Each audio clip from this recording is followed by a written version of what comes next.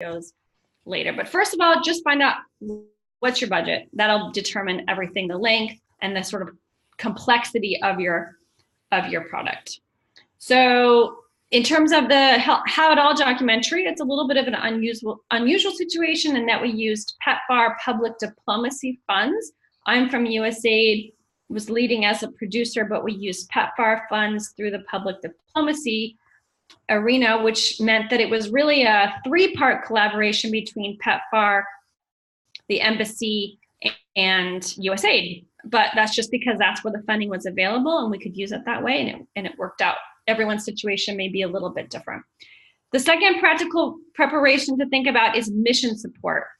I assume, you'd obviously want the support of your PEPFAR, your PCO, your coordinating office team. If not, you better get that on board right away. But also in terms of the larger mission, do you have front office support, ambassador, DCM?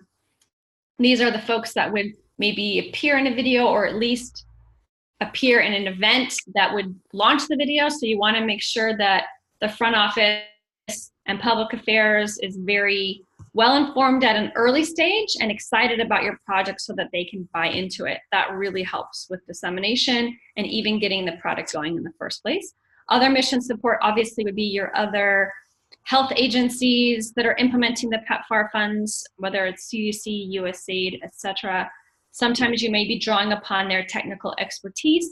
You may be interviewing their partners. So you want to let them know, again, in a very early stage that you're doing something creative and different that will help their overall program goals so that they get excited about your project. I also want to mention government engagement in terms of a practical preparation. Here in Botswana, we work very closely with the Ministry of Health and Wellness on all kinds of communications products, and we had to get the clearance at every stage of the documentary. In fact, it's co-branded with the government of Botswana, and we really are trying to put them out in front as much as possible in line with our sustainability goals. But even if that's not exactly the case in your country, I would definitely recommend government engagement at an early stage, even perhaps in the storyboarding or the concept stage, just so they're excited about it. Sometimes our own government, as well as host country governments, can get a little bit nervous when they hear about a new or creative product or project like a documentary or a film or a video. So it's best to get them involved early so that you can calm any fears and get them excited and motivated to work closely with you. I also want to talk a little bit about procurement. If you do have a budget, a little bit of a budget, say a few $1,000s, and you want to procure a vendor to help you with the filming or the editing, there's a couple things you want to think about. One is whether you want help with the filming or the editing or both.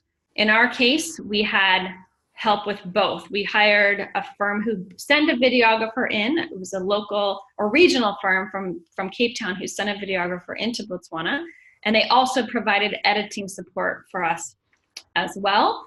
This was a good way to go, but you can also film yourself using a handheld camera, depending on the quality, even an iPhone, depends on what kind of quality you're hoping for in the end. But for a Facebook video, an iPhone even works. And then you can send it to someone else to do the editing. If your budget is less, maybe you just want to procure editing services, or you do it all yourself, but it does take a lot of time, especially to do the editing.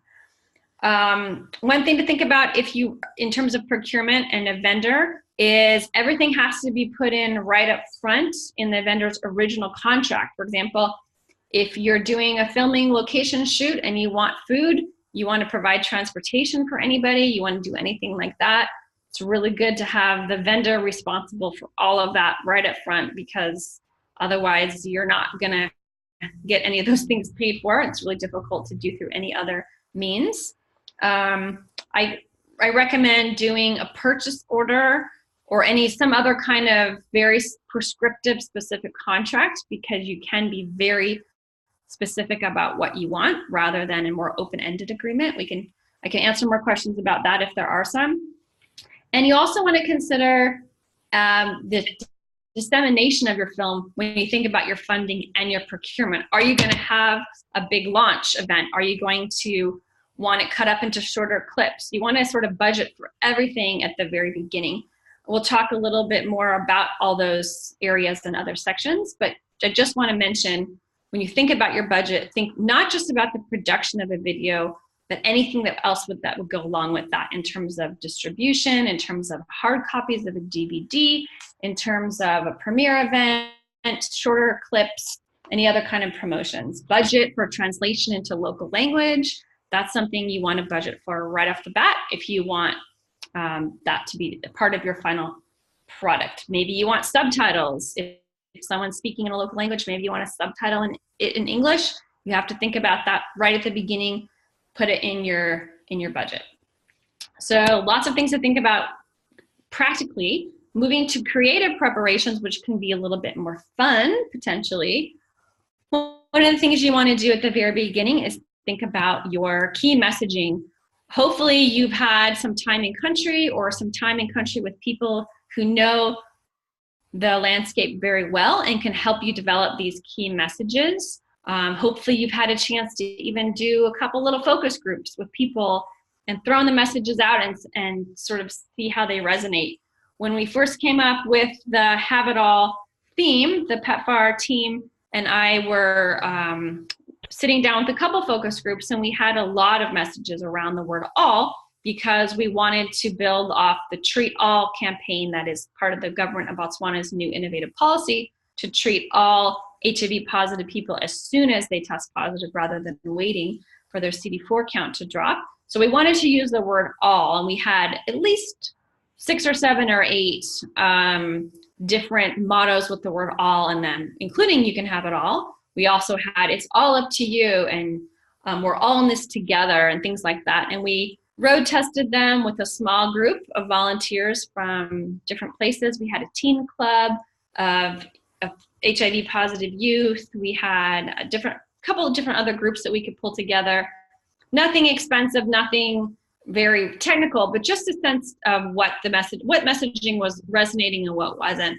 And we got the you can have it all motto was the winner from those focus groups. So that's what we went with in terms of our core messaging for the film. I would recommend just a little bit of focus group testing if you can. You just don't want to be completely off base with your key messaging if you're going to make a whole video around it. And then you want to think about your theme. I mean, in this case, the theme and the messaging are very similar. The messaging was you can have it all. If you get on treatment very early, you can have a long, productive life. You can have a family that's HIV negative. You can keep your partner uninfected, and you can have a job, go to school. You can basically accomplish all of your dreams. That was our messaging. And then for our theme, we went with have it all. We thought quite a bit about doing a local language name, a Setswana name for the film. And I asked a lot of my local staff folks at USAID and elsewhere, and they really liked have it all. They didn't mind that it was in English. English is also a primary language here in Botswana. And so we kind of did some unofficial focus group testing of that, and have it all ended up being the winner for its positive aspects and the fact that it's sort of a new era of hopefulness in HIV treatment, and we wanted to really underscore that. In terms of creative preparations, another thing to consider is your special considerations. If you're doing a movie about people living with HIV, for example, I suppose this is practical and creative, but you really need to think very carefully and respectfully, obviously, about your subjects and make sure that you're doing everything in a sensitive manner. So the very, very first thing we did before we started any kind of filming or preparation was we got a group of our people living well on HIV treatment, a group that we'd already known through different PEPFAR avenues and through our partners. We got them together for their own focus group and said, if you were going to make a movie about your life, what would you want it to look like? What would you want to see? What would be appropriate to share? What wouldn't feel great to share? What kind of image do you want to send out? What do you think we should portray in this film? And we got some really good feedback from that roundtable event, and they were really, in many ways, the key shapers of the film and the messages that ended up going out. That roundtable also served sort of as an unofficial audition process, because 5 of the people that came to that roundtable ended up being the 5 stars of our film, meaning the 5 people living well on treatment that we really highlighted and focused on. I don't know how many of you have had a chance to see the film, but there are 5 Botswana citizens ranging in age from 20 to 71 at the time of filming, who tell their personal stories and underscore why it's so important to get on treatment right away and not wait. So special considerations just has to do with the sensitive nature of the topic and to make sure that you're being culturally appropriate as well as respectful of your subjects and how they want to be portrayed in terms of people living well with HIV or in HIV treatment. I would start with that group. I would ask them first before doing any kind of storyboarding or planning. Ask them at a very early stage for their advice and their opinion on that. So moving to filming, there's a lot to talk about with filming itself, but we'll move over it kind of quickly so there's time for questions. The first aspect I talk about is the style, meaning before you even start filming, you want to consider your style or the atmosphere of the film. What do you want your film to feel like? For Have It All, most of the movies in Botswana have elephants in them. Most of them are about the Okavango Delta. They're very rustic, or they're about the San people. They're beautiful. They're beautifully shot. They're nature-oriented and rural-oriented. I wanted something completely different than that. We wanted to do something different than that had always been done with documentaries in Botswana. So we tried as much as possible to focus on an urban atmosphere and the fact that there are skyscrapers, not that many in Gaborone, but there are a few. And I made sure to have that in the shot list to say we want photos of, we want filming rather footage of the biggest buildings in town to give a different style and feel to the film. You want to think about that right off the bat before you get too deep into your process. You also want to think about logistics of the actual filming. The faster you get the film actually shot, the cheaper it's going to be if you're using an outside vendor, because they charge you by the day. So if they're going to charge you for 4 days of filming or 3 days of filming or 2 days of filming, those are different prices. So shorter days mean a cheaper price, but it also means you have to be very organized. Filming always takes a lot longer than you think it is. Things don't cooperate. You have to think about the timing of your interview subjects. You have to think about the fact that you have to eat and they have to eat. You have to think about your daylight and hours and strange sounds that go by. So you have to retake a piece of footage, and the availability of spaces to shoot in, offices, outdoor locations, where are you going to go? So logistics are complicated. You definitely need some help planning and scheduling all your interview subjects. And it's sort of like a jigsaw puzzle. And the shorter amount of days you have to do it, the harder it's going to be to fit all those pieces in.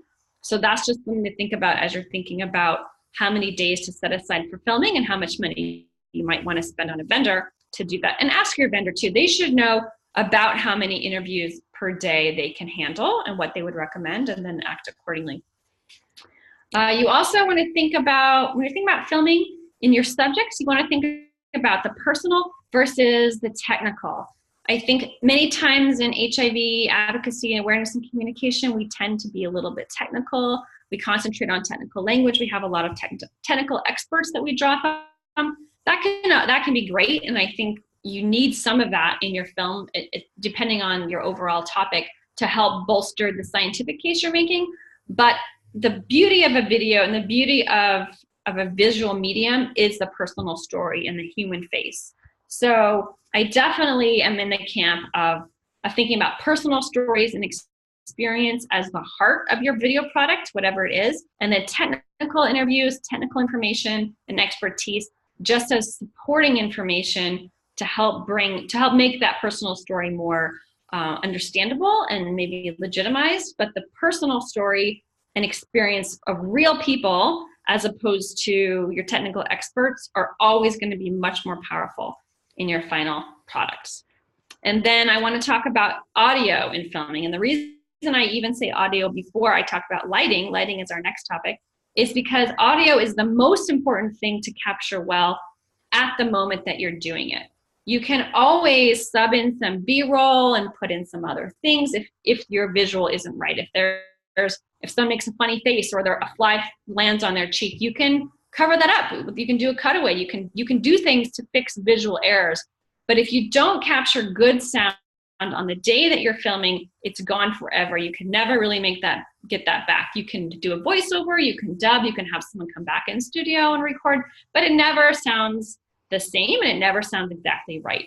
So definitely take time to get the audio collected properly, no matter how you're filming. Make sure you have an external mic. If you're doing this yourself, you can get these for like $30 US that plug into an iPhone, and you put it on someone's collar and it picks up the audio. Make sure if you're hiring an outside videographer, make sure they've thought about audio, and they should. This is part of why you're hiring someone. They should have thought about audio, but make sure that they're being very careful doing sound tests, that they've mic'd the person well without it getting muffled by their collar.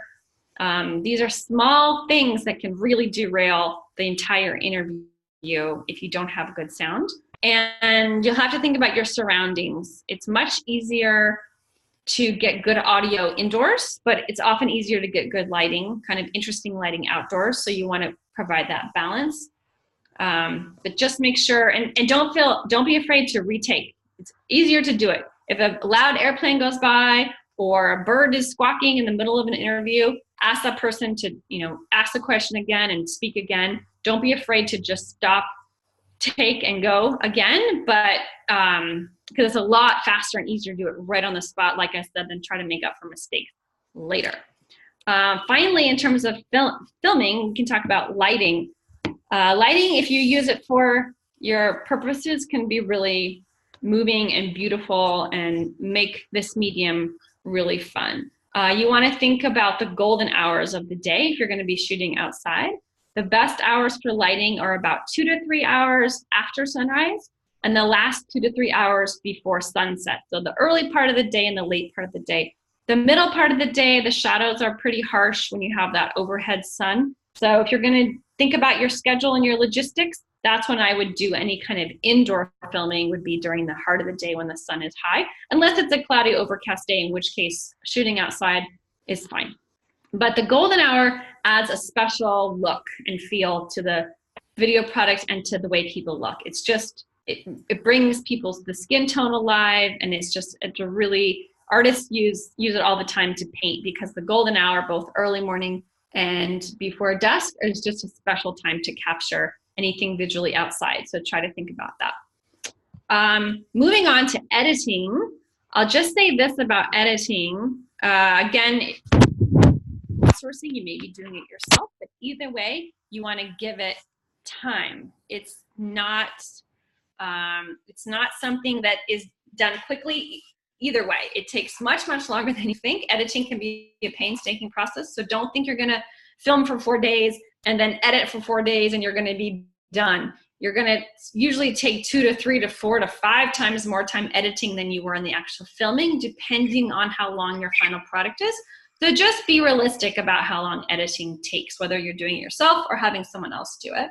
I also say consider a professional, because editing does take so much time. If you only had budget to either hire professional filming or professional editing, unless you're already good at editing, I would probably spend my money on editing, because you can get quality video yourself.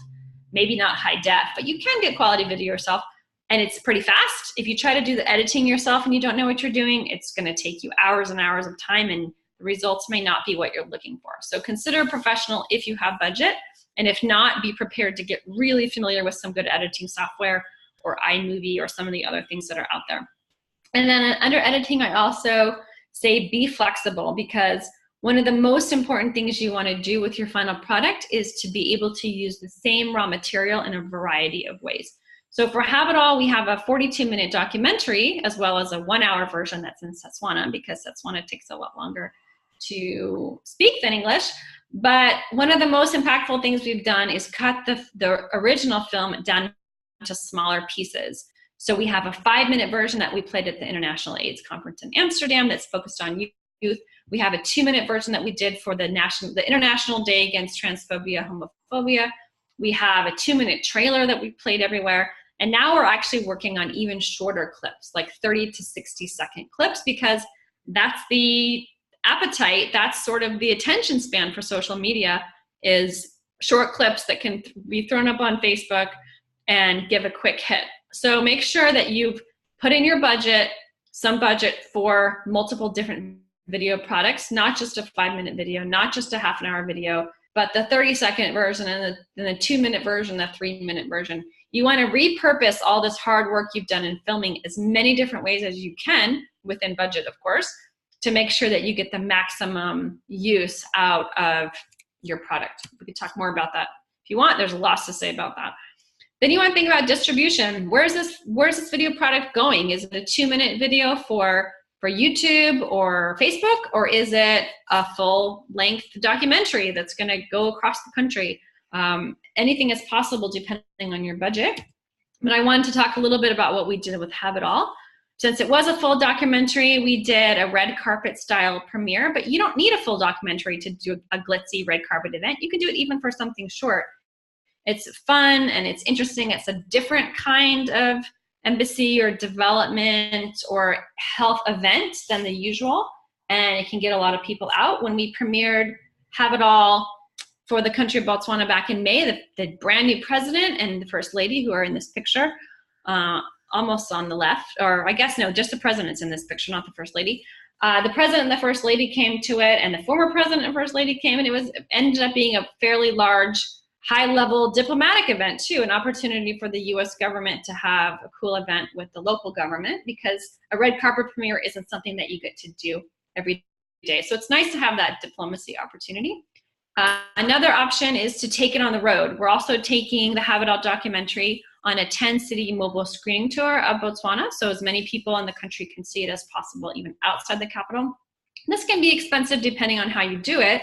We're choosing to use the local cinema company, New Capital Cinemas, to bring their inflatable screen that you can see here in the presentation to all these different cities. That can get a little bit more expensive, but if you don't have the funds for that, you can also do it yourself with hard copies. We're also producing DVDs and USBs with the movie on them, so you can do a different population-based dissemination approach, which would be for schools, teen clubs, any of your implementing partners. You can give them this kit, which includes not only the DVD and USB, both are still used enough that you kind of need to include both here in Botswana, as well as a facilitation guide, which has discussion questions in English and the local language, has some information about the film, so that basically anybody can put on a screening, whether it's a Peace Corps volunteer or a school teacher or anyone who has the kit can stage their own screening, which makes it really flexible and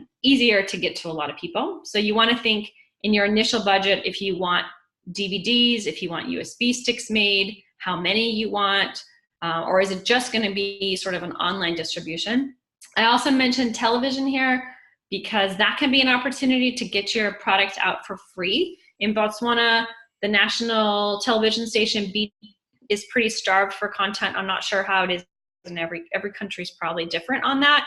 So usually here we don't have to pay for airtime if we give them a video product, but they prefer them to be in certain increments. So they want a 24-minute video for their half-an-hour slot or a 42-minute video for their hour slot, and then they can also play shorter things. That's just something to know going into it.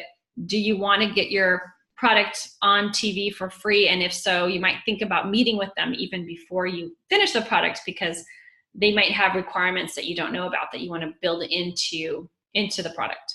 Then of course I mentioned social media because that's in some ways the most natural output these days for video product, especially the shorter ones, the 30, 60 seconds, 2 minutes and below. Social media can be very powerful. Of course it's free and it really grabs people's attention.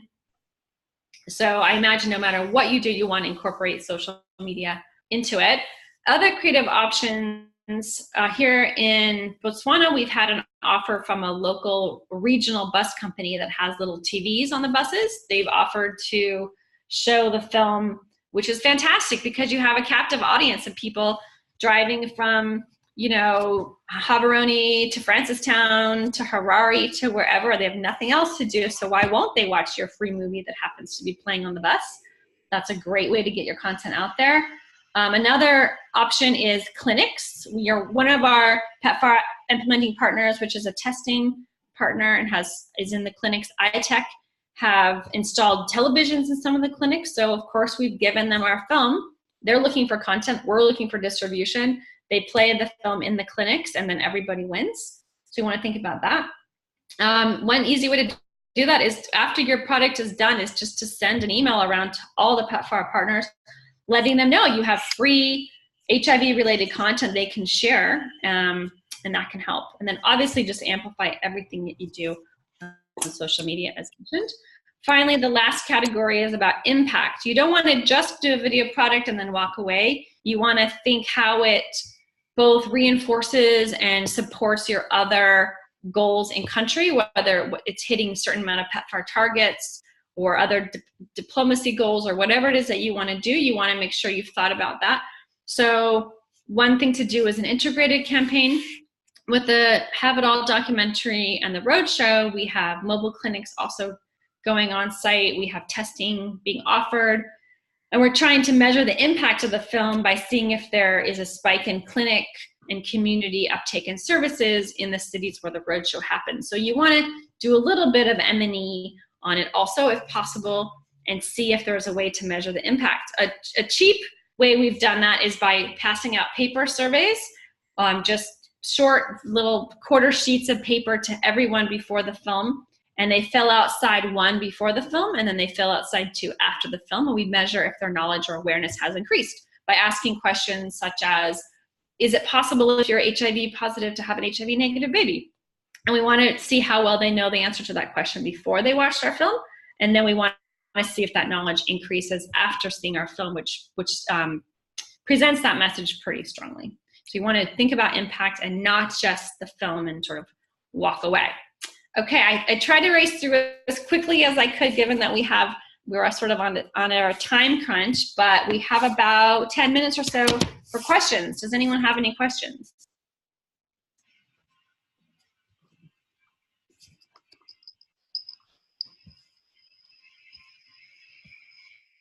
I have a question, this is Stella, about the kits that you were talking about. Yes. How did you budget? Was that part of the budget? Remind us. It's because it sounded like you could get the movie, you would put it on USBs, but you could also, it sounded like you had a kit of sorts. Yeah, the kit was not part of the original budget because we weren't really sure how the movie was going to be embraced. And when it had such a warm welcome at the red carpet premiere, we thought, okay, let's do more of these kits. I think we're procuring about 1,000 of them. And they're pretty expensive, but it's because we're doing kind of a fancy kit with the folder and the printed facilitation guide. John Payne, I think, is on the call, who's our communication specialist and works very closely on this project. He may know the exact amount, but I want to say it's several $1,000s to get these kits. But that's because we're kind of doing the fancier version of them. You could just also get a bunch of DVDs printed out in an envelope and pass them out that way, and it would be a lot cheaper. What questions do we have from folks?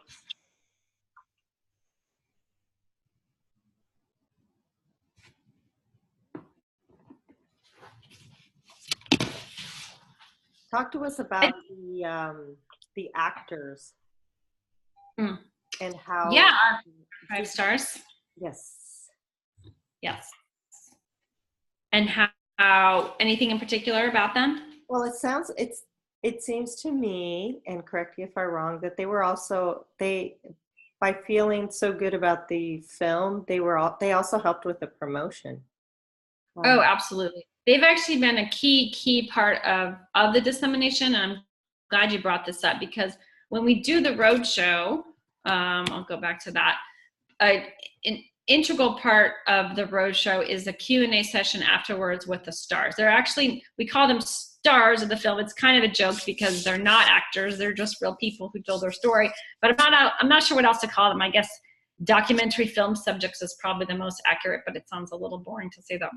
But our 5 stars were already people who had disclosed their HIV status publicly. We wouldn't, I don't think we would have told the stories on film of people who weren't already very comfortable being in the public eye with their status. Some of them have been open for decades in Botswana, some just a year or two, but all of them had already disclosed. Then when the film came about and the opportunity to tell their story in a documentary, they were all very eager to do it. In fact, we had people who wanted to be in the film that we couldn't make room for because we only had about 5 spots for people. And then after the premiere and any of the showings that we've had of the film, when it's over, the 5 stars sit up and stage at the front and take questions from the audience. And this is a really, really useful and absolutely crucial aspect of the film itself, because it's an opportunity for people to ask really honest and searching questions about their experience, about HIV. It's made us realize there's a very low level of awareness of basic HIV information in certain populations that we, that maybe we didn't know about. We had some secondary school students come and ask some really basic questions about HIV. It made us realize there was a lot of education that still needed to happen. And then the stars, as one of the stars has said, but for Botswana, and I imagine it's for people in a lot of countries, seeing is believing. People are afraid of the side effects of medication. They're afraid of disclosing. They're afraid of testing because they still think of HIV as a death sentence in this country. But when you're able to see the faces, healthy, strong, happy people who are living well in HIV treatment, it changes a lot of people's minds. So our best assets in this promotion have been the 5 stars themselves, who've been willing to go out publicly with the film and say, look, I did it, you can do it too, get on treatment, and you can have, a great life still.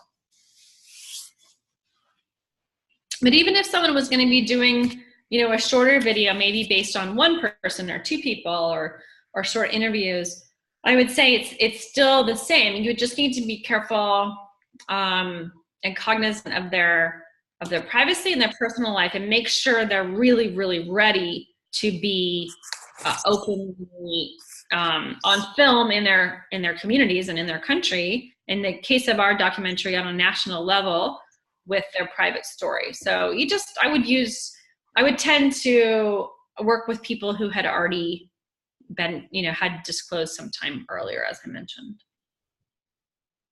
Okay. I'd be interested, I don't know if there's time for people to share, but I'd be interested to hear, I already heard the countries that people are from, but what kind of video products people are thinking about doing. Anything for specific themes, specific amounts of time, short video for social media, something longer for TV. I'm interested to hear what other posts are thinking about doing with video.